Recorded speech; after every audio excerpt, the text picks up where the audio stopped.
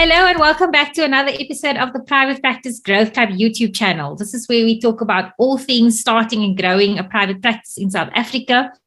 But of course, as you know, a lot of private practices or private practice owners and therapists, their deep desire is to help as many people as possible. And so I know a lot of you want to have a nonprofit company or want to help people pro bono, but you also need to put food on the table. But starting a nonprofit is just as, I would say, even more challenging than having a private practice, a for-profit practice. So I'm really excited to welcome my guest, who is from the Walking with Brandon Foundation and the Therapy and Beyond Therapy Center. And he's going to be talking to us about his journey, starting the foundation as well as the Rehabilitation Center and all the ups and downs that goes into that. So welcome, Brandon, and thank you so much for joining me today. Well, thanks for having me. Thanks for featuring me on your channel. No, it's really exciting. I've been following you on Instagram for a while. Just love the work that you do. And I just felt that it would be so valuable for therapists to hear from you. So maybe we can just start off there and you telling us a little bit about yourself. Who is Brandon? What's your story? How did you get where you are today? Geez, that's 10 years. I guess I'm summing up in like a minute or two. Yeah, it's been quite an incredible journey, quite life-changing, because I haven't been in a wheelchair my whole life. I was originally a gymnast and a musician and a dancer at school. And in 2012, I was training for the first time at junior Olympic level, when during a normal training session on the parallel bars, I did a dismount off the side and missed the safety mats. I ended up landing on my head on an area of concrete and broke my neck at level C6, C7. So from that day, I went from this active, physical young kid at the age of 16, now to being a C6, C7 complete quadriplegic. And it was quite daunting at first. It's actually been quite a daunting task in general. And I know that so many other people experience the same thing. To adapt my life was, it's been crazy to change my way of thinking. Learn more about myself and actually learn to teach myself to gain the tenacity and the dedication to push through those hard times, because lots of medical professionals told me that I would be using a wheelchair for the rest of my life and that I'd be lucky if I even gained back tricep function. And now I've gained back almost full function of my hands. I've gained back function of my triceps. And I've recovered a lot further than a lot of people ever expected. And that was purely just from hard work. And I know everybody is different, but you're never really truly sure what you're capable of until you put the work in. That's something I've always believed in. And yeah, from that life-changing experience, my family, we literally empty out our bank accounts, trying to find different forms of therapy. Because after inpatient rehab, I was only offered 1 hour of therapy a week, which isn't sufficient for any type of recovery. I was lucky enough a year later, after funds raised, to go to America, a place called the Shepherd Center in Atlanta, Georgia. And it was there where I was exposed to an incredible outpatient program over a period of 6 weeks. I trained about 3 hours a day for 6 weeks. And we did EMG tests before I left. And after I came back, we found a 20 to 70% muscle function increase just over 6 weeks. Wow. Of an intense outpatient therapy program. So what they did was incredible. And it's totally changed my views on what outpatient therapy should be. Came back to South Africa. I continued that same program. And I mean, if we fast forward the whole story, it's 2015. After a further 2 years after being at the Shepherd Center, we've had people come on board and be exposed to the same therapy that I was exposed to, because we partnered up with a private biokinetics practice to offer the therapy that I was exposed to at the Shepherd Center. And yeah, they saw benefits. And in 2015, we decided to open up the Walking with Brandon Foundation as a registered nonprofit organization. And our aim now is to offer affordable outpatient rehabilitation to people with disabilities of, all demographics.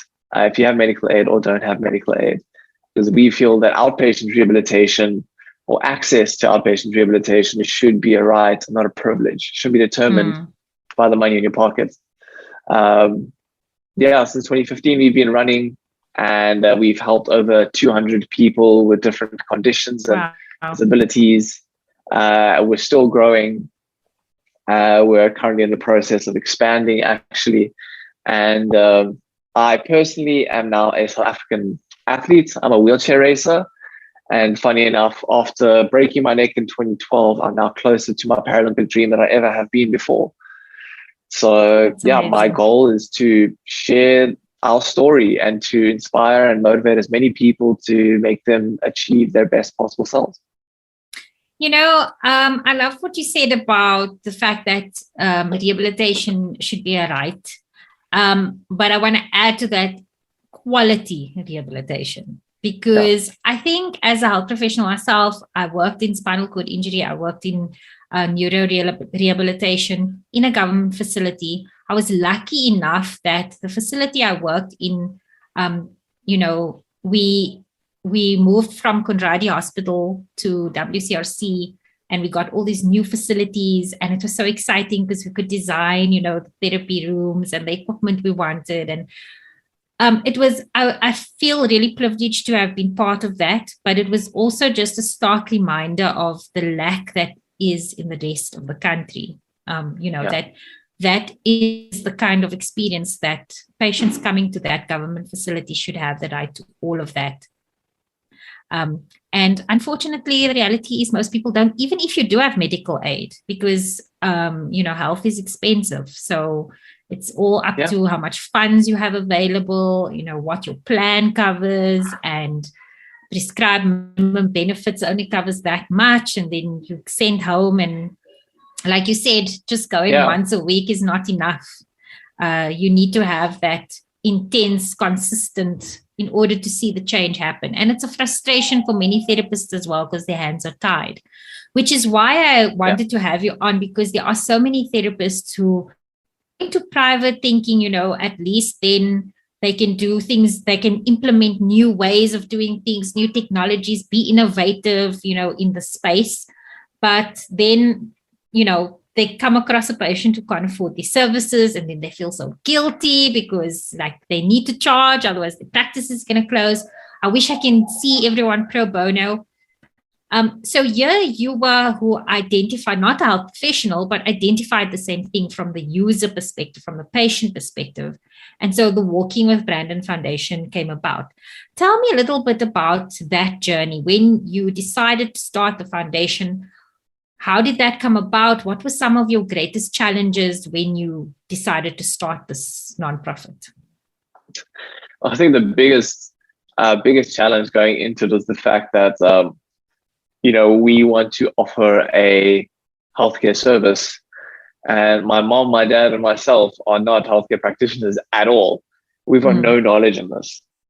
So it was quite a big learning curve for us. That was one of the biggest challenges, is that we had this dream, and we had to get others to believe in that dream. Because we're, like you said, I'm coming from the patient's perspective.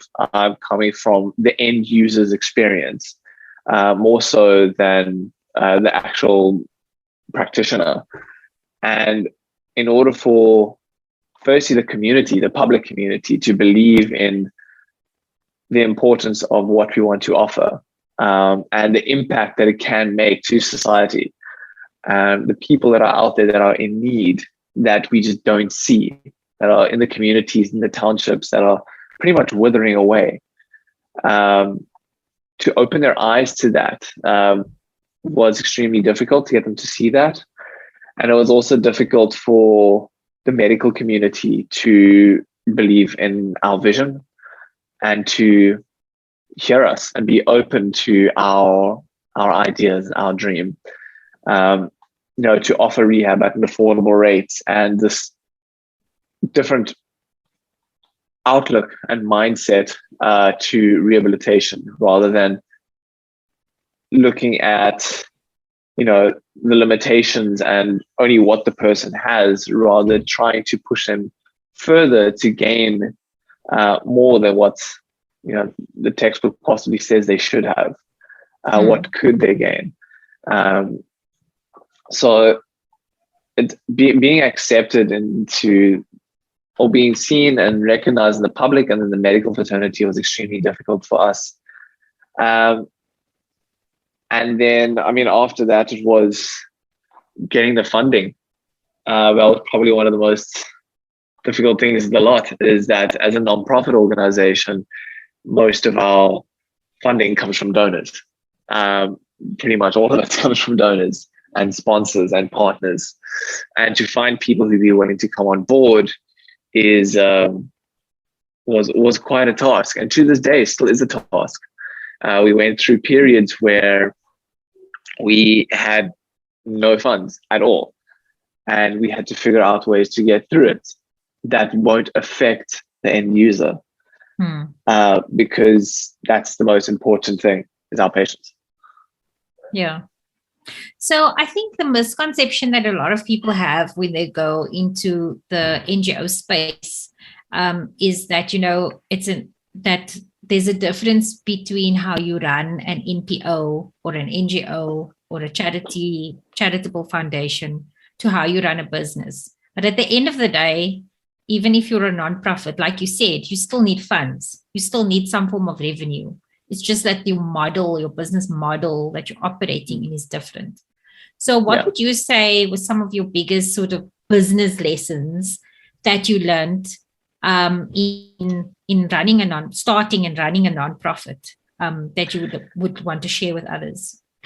Well, if there's one overarching message I can get across, apart from a whole bunch of little things that add to it, is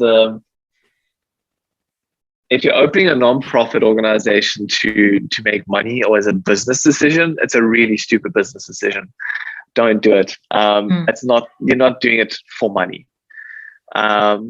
If your main incentive is, financial gain from it, it's the wrong business move. You should be doing it because you want to make this accessible to the community. Because it's in the name. It's a non-profit organization, and it's tough. It's really tough, and it takes a lot of time, a lot of effort, a lot of no's, a lot of denies, and a lot of self-funding. So that's the thing. When you're running a normal business, you can have turnover, you can make profit, you can reinvest that, and it's really tough to do that as a non-profit, because if you don't have funders, you don't have donors, then that you're stagnant. For the first few years, a lot of what we did was funded personally. My parents used the money, our personal money, from the selling of our house and our personal assets to fund the foundation in the early days. So it's great, and if you have the heart for it, go ahead and do it. But it's not for sissies. So starting a nonprofit in the healthcare industry was quite tough because of a couple factors. I would say the equipment is one of our biggest overheads. Finding equipment that is locally based that is affordable, because most of it was imported and at huge markups, because we're not talking about like a general wooden standing frame or, generic equipment. We're talking about specialized equipment that encourages independence, and, the user can get themselves into the standing frame and get themselves up by the unassisted, and all of these ways to encourage independence and rather than reliance on an assistant or a carer constantly. So all of these pieces of equipment, such as the exobionic walking suit, which we had access to, we still have, and we used for a period of time. It's all imported and all extremely expensive. That's definitely another one. And I would say probably the biggest one is finding like-minded individuals who are willing to put the time aside voluntarily to grow the NPO and to grow the service and to grow what you offer, and not see it as a financial benefit. So what I'm hearing you say is that when you decide that you want to go the NPO route, you need to be really sure that you are committed to this process, that you are going to have to give a lot of yourself, unselfishly, time, resources, but that also it sounds like in order to be successful with an NPO, you have to have a very strong, clear vision, because without that, you can't communicate that. So you're not going to attract the right people. Because if you're not sort of putting out there a certain clear vision or energy, you're going to attract the wrong type of people to your foundation. How important is the human element in starting and growing a foundation? Because you have you and your parents, but now obviously to make it work, you need this wider network and community of people who buy into that vision. How important is it to partner with the right type of people and have the right people buy into what you're trying to do? That's pretty much the heart of it. I mean, and you can take that as a play on words, but at the base of what you do as a foundation or NPO organization, whatever you want to call it, it needs to be run by a heart. Communities, joint heart and joint belief, the family's heart and belief.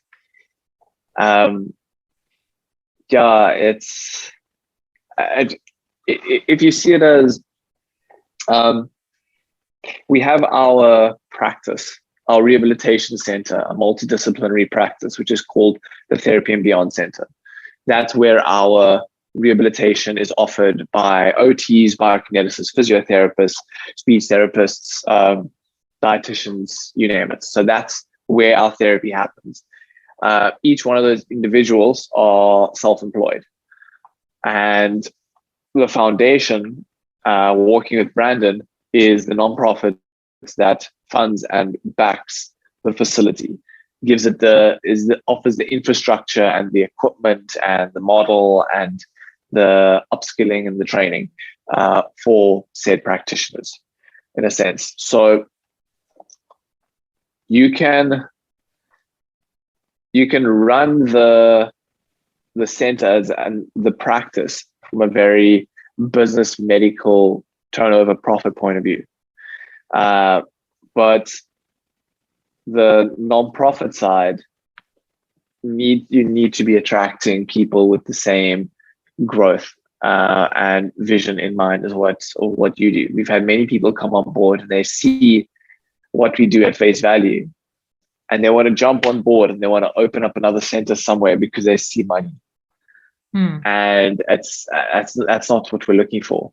That's not what's going to offer the therapy that we do. That's not what's going to grow us as a community, a community of people who support the disabled community, and a community of wheelchair users and individuals with neurological conditions and chronic conditions who all support each other and help each other and assist each other with growing and teaching and learning. It's a topic that is extremely taboo, and it's a topic that should become more normalized. So it's extremely important to find people who are like-minded in your passion and your heart for what it stands for. So tell me, that early days, what was sort of like that turning point where you and your parents realized that, we're making headway, this dream is going to become a reality? Because like you said in the beginning, you just started, you get the name, you have this idea of what you want to do, but it's really difficult. What would you say was the turning point, the pivotal point when you guys realized this is really going to happen? We can actually make our dream a reality. Well, the center itself, as such, the rehabilitative program wasn't our dream from the get-go. I didn't break my neck and go to Shepherd Center and then come back and say, I want to start this. It started off a very selfish journey, as everyone's probably pretty much does. I wanted to walk again, and I still will always hold that dream of wanting to walk again and fully recover. Whatever that may be, that's different to different people. As a side note, I value a quality of life for a person more so than their overall recovery or physical abilities. Anyway, but back on track. So it was all about taking that program and bringing it to South Africa so I can recover and I can get better, because all these supporters and donors and people who are on board were actually funding my therapy and my rehabilitation because they wanted me to get better as such. And then it got to a point while I was having this therapy that other people heard about it. And I started to meet people, introduce them to, come on board. These practitioners are training me, and you can also benefit from it. And as more people came on board, we started to see more interest and a larger need for it. And then people would come on board and they would want it, but they can't afford it. And then we noticed, but this person really needs it. But we can't offer it to them because, said practitioners are offering, medical aid rates, and this person, I don't know, lives in the middle of Guguletu, and they, they're living in a shack, and they need this opportunity as much as anyone else. So it was quite a slow, gradual process to come to realize, there's a need for this, a wider need for this, and it's bigger than just me. I am one in thousands and millions in the world. So there's no one else is doing this. Why can't we? Why can't we help these people? And it was, like I said, because it was quite a slow process, we already had quite a couple people benefiting. And to see each individual, if it's as small as holding a cup of coffee in their hand for the first time after 6 years, for them, that's big. Yeah. And they would come to me and thank me for bringing this program to them, or they would give me all the the thanks and everything. And I said, no, we're just offering them the tools. It comes down to them if they want to put the effort in, and that's the thing. We need to see the potential in them. To see small achievements like that to as big as people coming in wheelchairs and a few months later or a year or two later throwing in their wheelchair for a pair of crutches, or someone just getting a job for the first time in years, or getting into a relationship and having a child living with a disability. All these things, seeing these people grow as individuals, physically, emotionally, mentally, with confidence, it was just so eye-opening. And we realized that we needed to be, in order to become stronger and to reach a broader community, we needed to become a stronger entity, not just a little charity that helped Brandon on his journey. Yeah. Because walking with Brandon isn't about Brandon anymore. It's not a person. It's a people. That's what we want to do. And in 2015, that was where everything pretty much changed. We just had a shift, and we just realized it had to become something bigger than ourselves. So tell me, I think, having been involved in charitable organizations before, I remember when I used to belong to the Caring Women's Forum, they were a registered NPO, but they didn't quite yet have their PBO status. And that was my sort of glimpse into the world of the complicated process of registering as a public benefit organization, because there's a lot of financial records and auditing and all of this processes that it's involved that I think people don't realize. If somebody has that PBO number, they've been through the trenches in order to get it. So tell us a little bit about that, the process of registering an NPO and then becoming a public benefit organization. What was that like? What were some of the challenges and what helped you through that? Yeah, well, it's quite a process. Like you mentioned, obviously, firstly, you need to be registered as an NPO. That is pretty easy in itself. Registration with the Department of Social Development is free. So that in itself is easy, but the documentation is it's comprehensive, and it's a lot of documentation. It's very thorough, but it's needed because you need to have a constitution in place for your nonprofit organization, and you need to have things like your executive summary, and all of these things offer guidelines to ensure that the nonprofit abides to good and clear governance. You also need to make sure that you have a board of directors as a nonprofit, because those who are working in the organization should be directed by by voted decisions by that board of directors. And someone who is voting on that board may not have financial interest in the business. So if you are a practitioner so if you're taking this from a healthcare perspective, if you're the practitioner running the business of your rehab center, and your only profits from that, you may not be on the board of directors. So you may not vote for any decisions that are made in the nonprofit. You can work in the nonprofit and you can execute tasks, but you cannot make any board decisions because you have financial interest in the actual business. So there's a lot of there's a lot of red tape to go through, lots of documentation, lots of things that need to be written up and designed for the organization in order for it to be ethically run. And once that's done, then you need to be running for about a year before you, as an NPO, you're allowed to apply for your PBO status. At least that was our experience. So obviously, the benefits of having a PBO status is you get tax exemptions and for donations. So they're not recognized as, you're not charged income tax for donations. And you're also issued a Section 18A certificate for those donations, which you can offer to your organizations. But I'll touch on that in a second.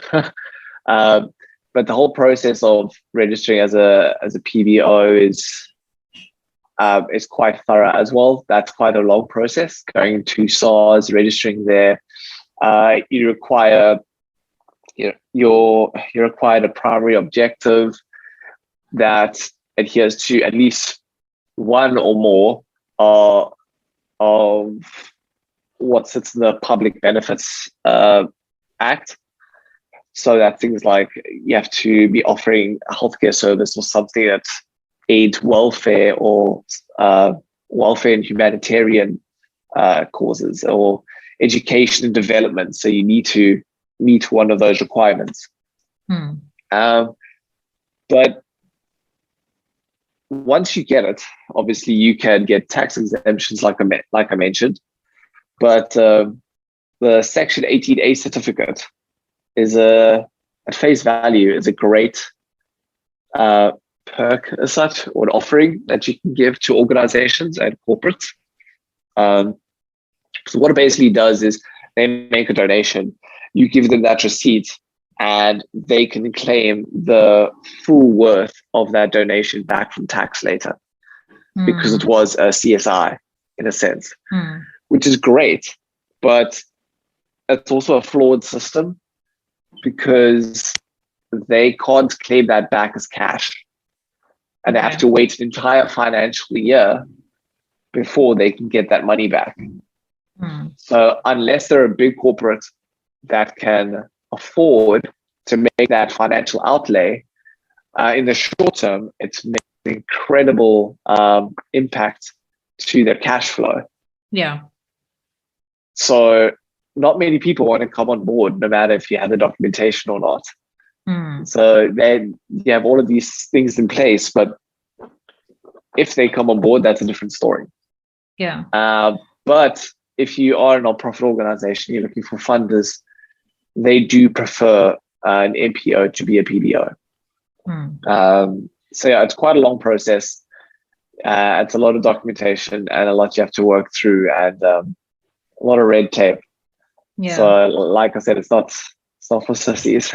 Yeah, definitely not for the faint-hearted. But you know what, it also reminds me, like I said in the beginning, like even though you are not driven by profit and it's not a money goal, you still have to run the organization with good business principles, in the sense of, like you're saying, you need to have good financial records, you need to have your executive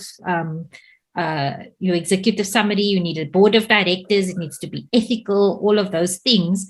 And then there's the other thing of the fact that while what you're doing is not about profit, you need money to run the organization, and you get that from donors and funders, right?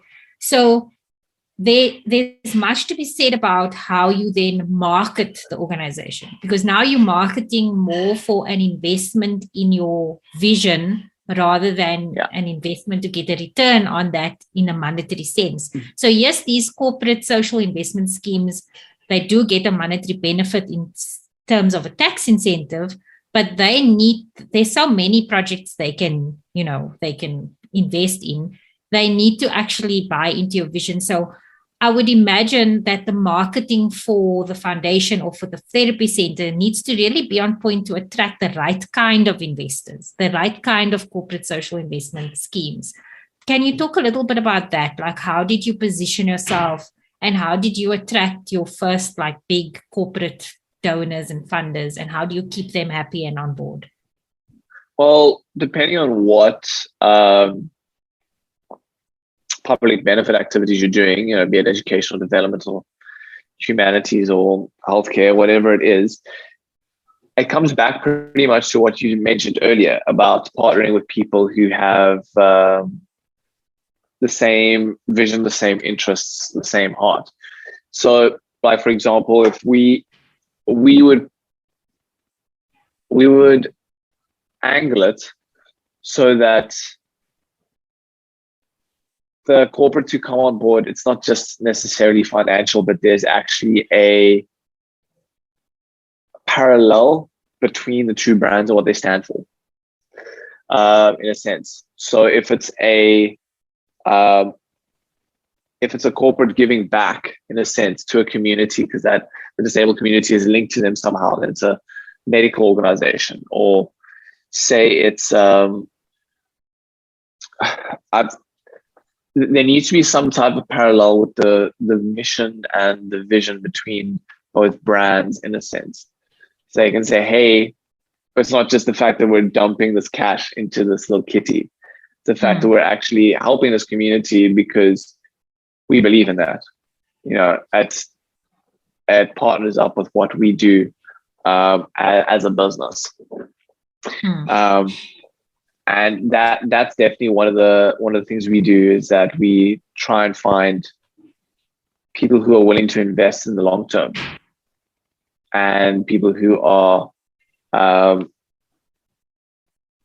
who want to see people grow. And by these people, rather than say individuals, talking about the patients.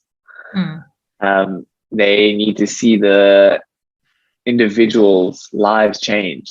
They want to invest in this community-driven, life-changing experience for all these individuals. So it can be, I don't know, if I could throw something like Druids, say for example, they might want to invest because they support improving the independence of individuals with disabilities, so they may get back into the working environment. And in a sense, they would partner to offer job opportunities as well. So there's a parallel between the two brands in that sense. So that is how we try and angle it as much as possible, rather than just give us money. It's more of a incentive that we all believe in together, and that they can invest not only financially but also wholeheartedly. So because it sounds like then when you are, you're looking out for partners and donors, you almost need to be careful how you choose people, that it's people that you say their values of the company is aligned with your values as an organization, and that it almost, in a way, it benefits them financially from the tax incentives, but the broader benefit they get out of it is that it is good for their brand, because it needs to, what you're doing needs to almost support and highlight what they stand for, what their values as a company stands for. Because if that's not aligned, then it's not going to make sense for them to invest. So another example you can maybe use is if you had to get a medical aid somehow on board, because they obviously assist those with disabilities and chronic conditions. So for them, from the marketing perspective, as a CSR, it's a great form of advertising as well for them, giving back to those people who they're assisting. So that's possible. No, and I think that, because my experience with health professionals in private practice is that they hate marketing. They hate marketing themselves, because they feel like they're selling.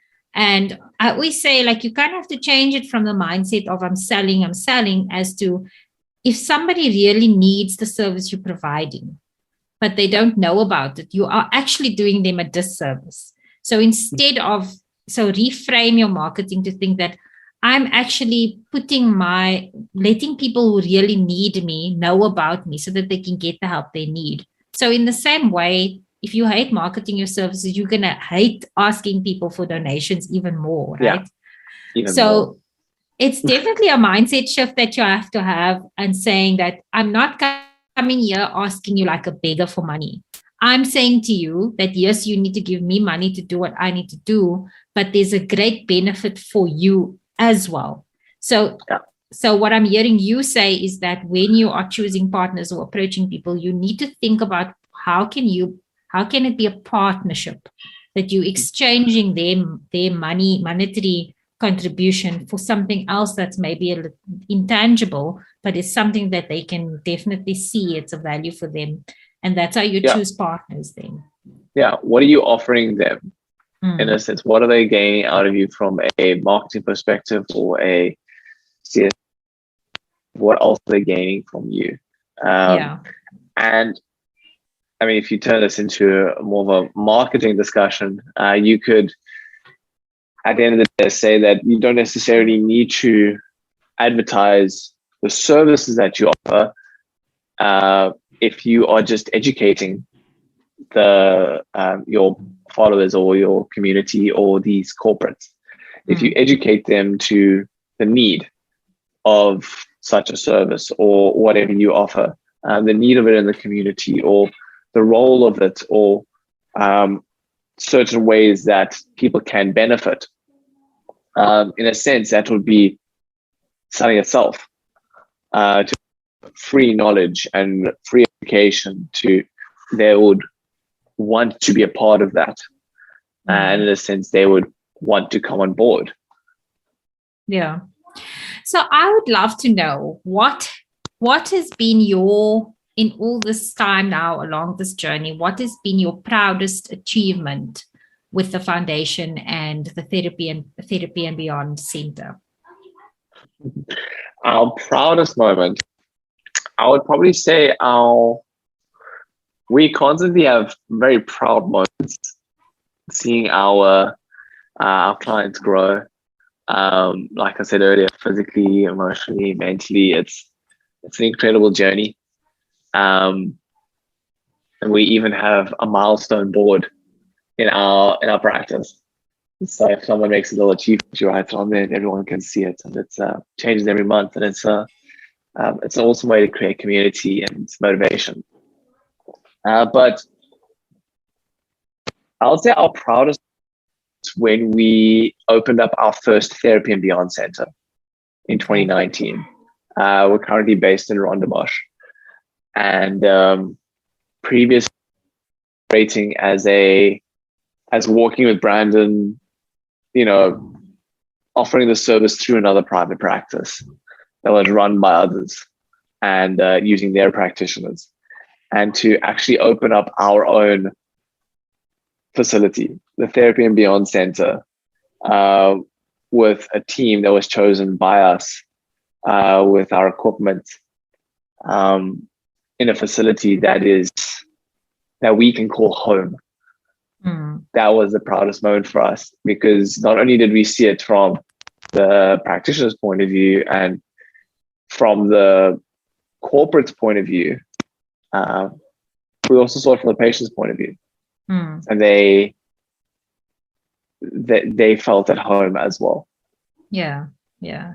Well, speaking of that, from the patient's point of view, I think it would be great for the health practitioners watching this video to also, just from the patient's perspective, what would you want rehab providers and therapists to know about the patient experience when accessing services? I would say the first thing is that you must always put the patient first. And I'm not necessarily, what I mean by that is that the type of therapy that you give and the service that you offer. A lot of therapy facilities, be it orthopedic or anything really, or chronic areas or whatever it is, even gyms, it feels like a sausage factory. It's a weird comparison, but people come in, people go out, people come in, people go out. There's no personal investment. It's often people just give the same textbook programs, the same type of therapy. But at the end of the day, each person is an individual. Your approach should be individualized. It should be specific to that person's needs and that person's capabilities. And they should feel as if when you're with them, they're the only person that you're concentrating. They're the only person that you're concentrating on in the world for that period. So yeah, always put the clients first, because they're the ones who are going to stay invested. And if you can gain their investment and their buy-in, then business perspective, that's client retention. So that's the one thing. And then if I could compare it to what I was exposed to in the Shepherd Center, I went there and I felt like no matter what my capabilities were, that I could do anything. I went there and people were telling me that, go camping, or these people, get into sports, or whatever it may be. It's a positive environment. It's an encouraging environment. It feels like a community, not just get in, get out, get done. And that's what we offer, and that's what we hope to keep offering. And that's what I would say is that your end experience should be your patients and your clients. Yeah, because it sounds like, what you're saying is it's almost like instead of having a therapist-patient relationship, it's like we are a team. We are a team working together for you to achieve the best quality of life, because what you mentioned earlier, it's really about the quality of life that you measure the success of a therapeutic relationship, is how much you are impacting this person's quality of life. And different people will measure the quality of life by different measures. For some, it might be a physical thing. For some, it might be a relationship thing. For some, it might be an economic thing. Can they get back to work?